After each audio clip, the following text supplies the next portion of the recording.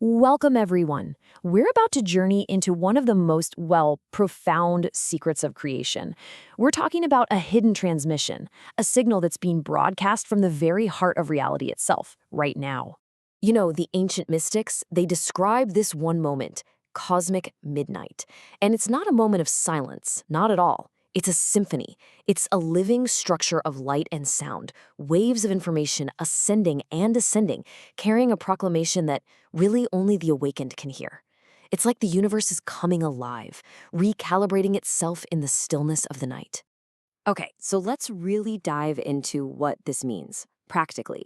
The Zohar, it's not just beautiful poetry. It's a schematic. It's literally presenting the idea that our universe is built on a precise numerical architecture, a system that's specifically designed to transmit this midnight signal. And this isn't a metaphor. We're talking about the fundamental physics and metaphysics of existence itself. To really get our heads around this, we're going to follow a clear path. First, we'll dig into the mystery of the proclamation itself. Then we'll start decoding its numerical core. After that, we'll map the divine channels it actually flows through and figure out how a person tunes in to hear it. And then at the end, we'll wrap it all up with two really powerful models that make this whole cosmic concept, a lot more concrete. So try to imagine a universe before it was stable. The Zohar has a name for this, the world of Tohu, the world of chaos. It describes worlds being built and then immediately shattering because they just had no balance. These primordial kings, the Malhin Kadma'in as they're called, they rose and they fell because their structures, their vessels, just couldn't handle the sheer intensity of the divine light. So the midnight proclamation, that's the signal of a rectified system. It's the sound of a world of Tikkun, or repair, where balance has finally been achieved. Right, and the crucial concept here is this idea of the makla, the cosmic scale. You see, before this principle of balance was in place, the core forces of reality weren't face-to-face or oppen-boppen. They were turned back-to-back in total opposition, which just caused them to shatter. This triadic structure, you've got mercy on one side, judgment on the other, and this incredible reconciling central column, that is what finally allows existence to hold itself together. But here's the thing. This cosmic scale, it's not just an abstract philosophical idea. No, it's built on a fundamental numerical logic. The universe doesn't just happen. It computes. It operates on a very specific code. So to really understand the system, we've got to start with its most basic logic. Let's see how this builds, starting, of course, with the number 1. 1. This is the seed. It's the single point of pure, undifferentiated unity. In Kabbalah, this is Keter, the crown. It's the singular root from which all existence, everything we know and don't know, emerges. Think of it as the system's kernel, the initial thought, the machshava, before it ever divides. It's so hidden, so profound, it's sometimes called ayin, which means nothingness. And from that 1, inevitably, comes 2. This is the first primary act of creation, making a distinction, differentiation, polarity. You get chakma, which is wisdom, and bina, understanding, the father and mother principles. Now, in our tech analogy, this is the system creating binary. It's the 1 and the 0, on and off, masculine and feminine, light and dark. It's the fundamental division that allows for any kind of relationship or information to even exist. But here's the problem. A system of pure polarity, just two opposing forces, is totally unstable. It's a state of perpetual conflict. That's the world of Tohu we just talked about. So Tohu requires a third to create a stable, enduring structure. And this is the absolute essence of the Makala. It's the reconciling pillar of mercy, of compassion, rachamim, that comes right down the middle and balances the pillars of force and form, of chesed and gevura. This third element is what allows the two opposites to finally gaze upon each other, face to face, and create a reality that can last. And what's so fascinating here is just how directly these ancient mystical concepts map to a modern systems architecture. It's kind of mind-blowing. The divine principles of unity, duality, and synthesis, they're not just philosophy. They function exactly like a kernel, the binary code, and the triadic logic protocol that keeps the entire operating system from crashing. This is the very foundation of cosmic stability. So, with that core logic of 1, 2, and 3 in place, the system is stable, but it's still abstract. For it to become a living, breathing reality, that divine energy, the data, if you will, needs channels to flow through and actually manifest. And this is where the numbers 6 and 12 become absolutely critical for routing the signal. So the number 6 represents the emotional and energetic heart of creation. In the Zohar, this is called Zir Anpin, or the small face.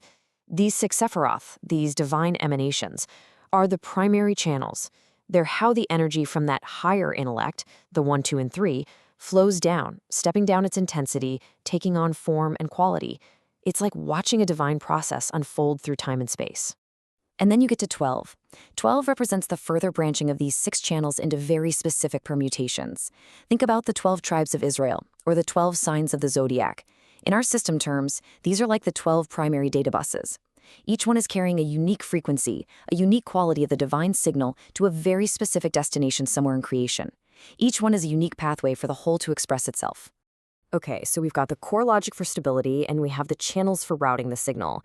But what is the signal actually made of? What language does it speak? Well, this is the function of the number 22, which corresponds to the 22 letters of the Hebrew alphabet. And these are not just symbols for sounds. In this system, they are the fundamental building blocks, the vibrating strings that literally form the fabric of reality. This table just illustrates the complete model brilliantly. The 10 Sephiroth, which is our 3 core principles plus the 6 channels and the final manifestation, that's the entire software stack. From the kernel of Keter, the crown, all the way down to the user interface of Malchut, the kingdom or manifest reality. The 22 letters, that's your API. That's the command set used to build reality. The proclamation is a recurring system check, basically a cron job that runs every night at midnight. And the awakened soul, well, that's you. That's the authenticated user with root access. So the system is broadcasting. We've laid out the architecture, the channels, the code, but how do we actually hear it? I mean, this isn't about physical ears. The Zohar describes a totally different kind of perception, a spiritual hearing. It's a state of consciousness where the signal, which is always there, suddenly becomes clear.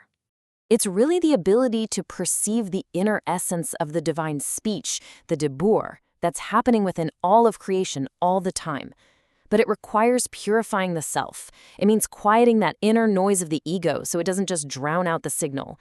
It's all about moving from a sleeping state, which is just a passive process, to an active state of conscious, intentional listening. And when you do tune in, the system actually gives you feedback. The mystics describe this as perceiving spiritual colors. White, kivra, is the light of pure, expansive mercy. Red, samcha, is the fire of judgment and constriction. Green, yarok, is the beautiful harmony of balance. And black, uchma, represents pure potential. It's the fertile darkness of Malchut, the kingdom, which is our user interface, remember? It's the throne from which all the other colors can emerge. Okay, we have deconstructed this entire system, from its core logic all the way down to its user interface and feedback indicators. So now, let's put it all back together with 2 really powerful, modern analogies that can help you hold this entire cosmic map in your mind. First, let's think of it as the ultimate video game.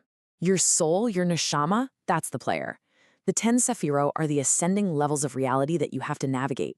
And the main quest? It's to tune in to this midnight signal, which is what guides you toward unity. You use the 22 letters as keys to unlock doors, and you use the meditative permutations of divine names as, well, cheat codes to access higher states. And the final boss? It isn't some external enemy. It's the annulment of your own limited self, Betul, emerging back with the source code of the game itself. Or, for the engineers out there, you can view it as a multi-layered cosmic computer. The Midnight Proclamation is the system boot sequence, that heartbeat that makes sure all processes are running correctly.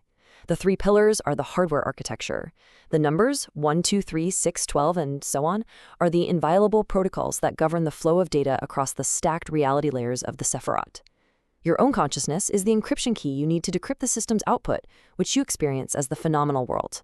And those spiritual colors, they're your system state dashboard, telling you in real time about the flow of data through the entire system.